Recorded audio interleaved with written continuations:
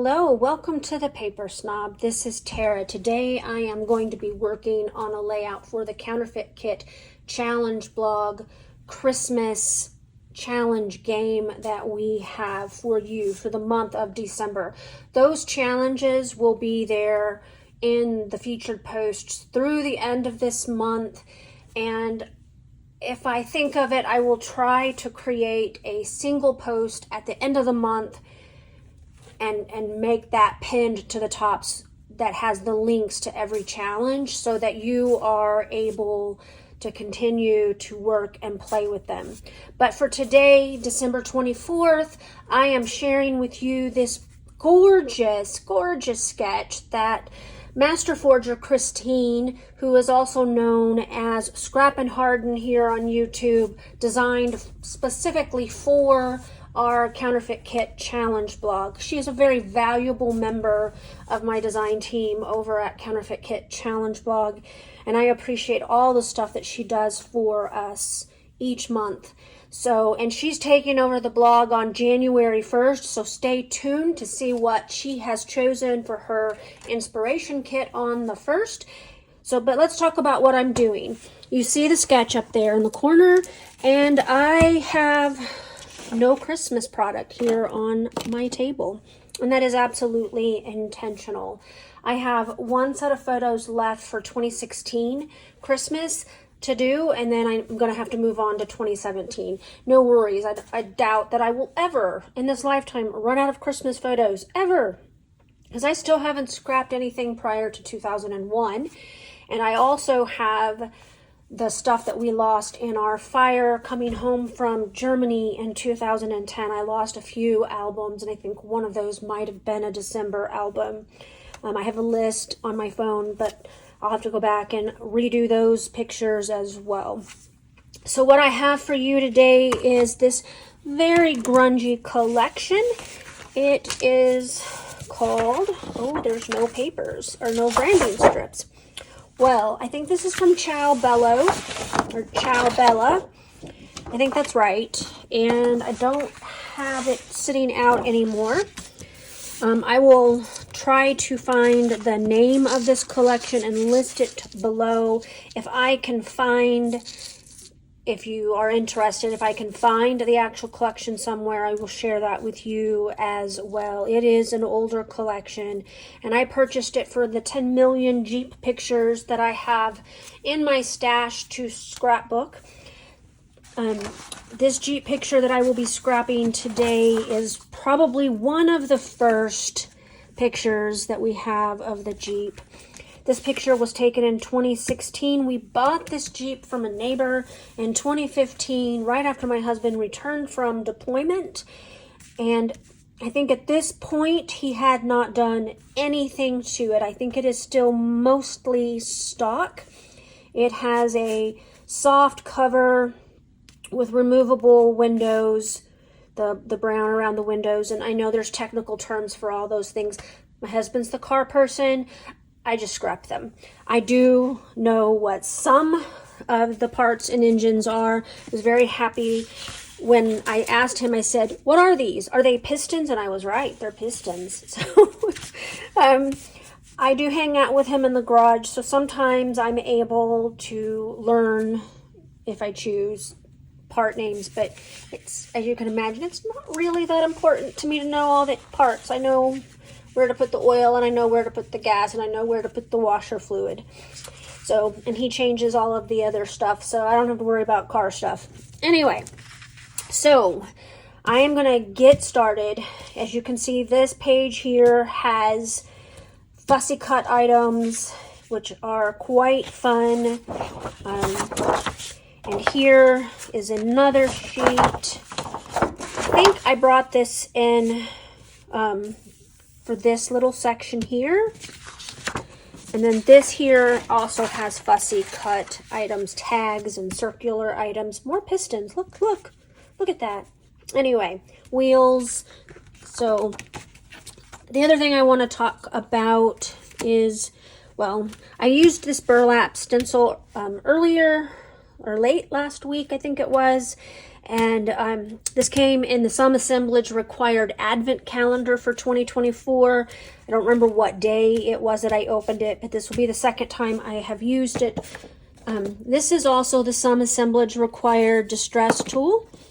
If this one hurts your hands for whatever reasons, this one is nice. And you know what? It is great to use. But what you see here is a Biggs die from Sizzix. It is the one that is called mechanical. It has gears and a pulley. That looks like a fan, like a radiator fan to me, and that looks like a clock piece personally, but whatever.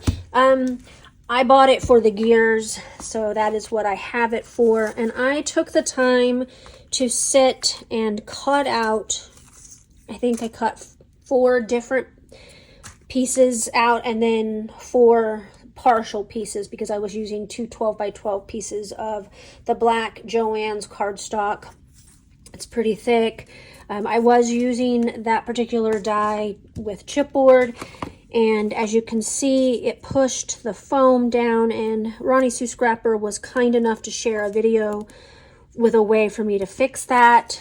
So I'm hoping to get that done, but I just wanted to talk about that for a second. I'm not going to use all of these pieces, but I do love them. So I tend to cut a bunch out at a time, and then the next step that I do is I put them in a cardboard box and I get my sprays out and I splatter them. So I may do that here, or I may wait until they're on the page for this layout, whatever I use, and then I do the rest for another time. But I keep them in a little container in one of my little carts. And yes, I have 3 of those little carts that everybody loves. Mine are from Joann's, not IKEA, but they work just as well. Or actually, mine are from Michael's, I think, not Joann's. Anyways, I'm going to pause. We're going to get started. I'll be right back. So the first thing I'm going to do is I'm going to take the Distress Oxide Black Soot, and I'm going to use it to blend out some of the burlap stenciling. I'm trying to kind of surround where I know that my photo and embellishments are not going to be, so that you can see at least most of my stenciling. I don't know if I cover up much or if I cover up any of it at all, but I'm just trying to be very careful where I put the stenciling so that I'm not wasting my time and effort and then fully covering it up, because I hate when that happens. So next step, well, I guess I decided that I needed some more. And I think what I ended up doing is mostly just surrounding the area outside of where things are going to end up. I did not pull a title piece or letters to create a title. I'm going to use one of those cutouts as my title. I'm going to scuff up this photo just a little bit to expose that white core, because I am not going to mat it. And this is my way just to provide a little, like, it looks like a thin white mat when you do this. And of course I love this look anyway. So after I get this photo fully scuffed on all 4 sides, I'm going to set it aside, and I'm going to start doing the fussy cutting from those 2 sheets that I showed you. I know that I'm going to use 3 tags, this one on the upper left, and then I'm going to use both of the taller tags as well. And I'm going to use these in place of a photo mat. I know that I just said that I scuffed up the photo to expose the white core, but it is still, this is still a way to, so that you can see that there is a difference between, so that my photo doesn't get lost on my background is what I'm trying to say. And I'm going to be using, you know, a lot of the same colors, since everything is basically coming from this collection rather than pulling in too many outside embellishments. I will not be poking holes in these tags, simply because I think a couple of the tops get covered up when I am tucking stuff around, and that is fine. The other thing that I'm going to be cutting from this particular sheet is I'm going to cut the circle with the pistons in it, and I'm going to cut out both wheels. I will also cut out a couple of the screw bolt heads that you can see in the collection and kind of use those in place of enamel dots or Nuvo drops. It's just another way to kind of draw attention to embellishment clusters. I will pop those up on foam adhesive in the end, and I'm going to scuff up all of the pieces that I fussy cut, because especially when I'm fussy cutting a circle, it's not perfect, and if I don't scuff it up, you can kind of see that it's not perfectly cut. I did fairly well with these, but sometimes when I cut a circle out, it looks a little less circular than it should. So scuffing it up kind of removes any of those mistakes that you might make when you are fussy cutting them by hand. I think the last time I cut something from this collection, I actually brought out my circle dies and I used those instead, just so that it would be perfect. But this time I just chose to fussy cut all of the things. And so I'm going to get out this other tag. And this collection is super fun. I'm really hoping that it is still available and I can find it on scrapbook.com. I remember where I got it, but that store is no longer in business. So I know I can't guide you back there to find it, but maybe I can find it on scrapbook.com for you if you are interested. That link will be below. I'm getting this last wheel cut out, and then I will move along to the next page of fussy cutting here in a moment. I think all I end up cutting out here is the little air thing and one of the gas cans. I don't think I cut anything else out from this page because I felt like I had enough embellishments at this point. I didn't want to overdo it, and I know that I also still have some of those gears that I used from my Sizzix dies, so I want to get those out. Now, I didn't color the or splatter on the dies beforehand. I think I mentioned at the beginning that normally that is what I do, but this time, because I wanted to get this layout going, since I have company coming for Christmas next week, or when I'm doing this, it's next week, but when this airs, I'll already have a house full, so I don't, I wanted to get this done so that I could get this loaded onto my channel for Christmas Eve. So now I'm going to cut out the little gas can. I believe I choose one of the yellow ones because the air machine is actually red, and actually it looks like I didn't choose the yellow one. I chose the one that is blue and yellow. I was just trying to, I didn't want to get the red one because I didn't want it to disappear on my layout. So now I think I am ready to start scuffing everything up, and I'm going to do just kind of a rough job of scuffing everything up here. Alright guys, I decided not to make you sit and watch me scuff up all of the edges of those pieces. What I ended up doing was scuffing up all of the edges except for the gas can and the air tank. And those I'm just going to put on with some foam adhesive and call it good. So this is going to be my title piece. I'm trying to cut out just that little section. It's not really a cut apart card per se, but I felt like I could pull that out of the pattern paper without making a huge mess and still be able to use the rest of the pattern paper for another layout at another time. I am scuffing up the edge of this as well, and then I think I'll start building the layout from here. I am inking the edges up of everything too, and I don't think that shows up on, because I cut out all of the scuffing, that gets missed as well. So here's where I begin to start tucking things. I am putting both tags and I'm making an L type shape with them, and I do end up leaving the tags holes where you can see them there, but they both have a bolt through them, so I consider them covered, although it is printed on the pattern paper already.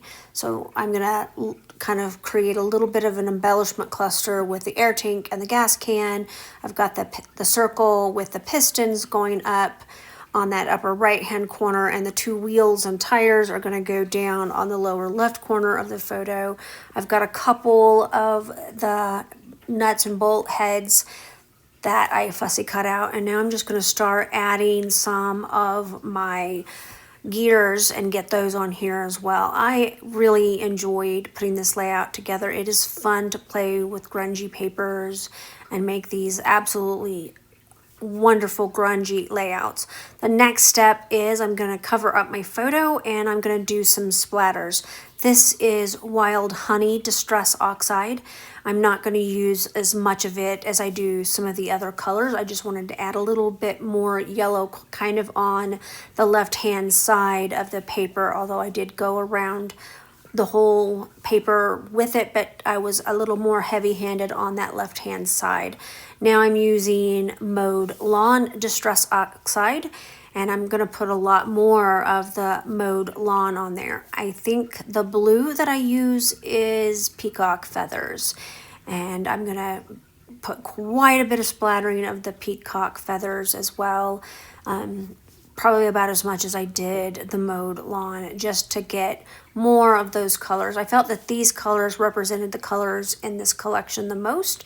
And of course, there's a lot of white on that background paper, so I'm going to add some of the white linen Delusions spray that I love so much. Don't know what I'm going to do when it runs out, because I would love to try the Diane Reevely one as well, because I hear it is just as good, and somebody had actually told me it was better. I don't have any experience with it yet, so maybe when I run out. All right, I got this layout done, and wow, I am so pleased with how this turned out. It looks really grungy, which makes me happy, and I love the addition of the gears from my Sizzix die and all of the beautiful splatters that I got to create with the different colors. I tried to show them on camera, but those are Wild Honey, Mode Lawn, Mermaid Lagoon, and then my favorite white spray, which is the white linen from Delusions. So I got everything where I wanted it. I've got my title piece. I've got layers around my photo, which make me absolutely happy. I hope that Christine can still see her sketch in this layout. I want to thank you for coming to my channel today. Thank you so much, each and every one of you who take the time to like, comment, and or subscribe. If you are new here, I would really appreciate if you give me a thumbs up on this video. If you would like to subscribe, I would love to have you as a subscriber. I do interact with my subscribers on my channel. If you have a comment or question about this layout or any technique that you see me do on any of my videos, please feel free to ask. Drop them below. I'm pretty good about answering. My goal is always to get to them within a couple of days. I try to get to them within 24 hours. For the next week or so, I have almost all of my kids and my granddaughter in my house, so I'm going to be kind of busy with Christmas, as I'm sure that you guys will as well. My channel is only going to have a couple of videos this week. I think this is the first one for the week. So I just want to wish you a very Merry Christmas on this Christmas Eve. Happy holidays to those of you who do not celebrate Christmas. I hope that you guys have an amazing holiday.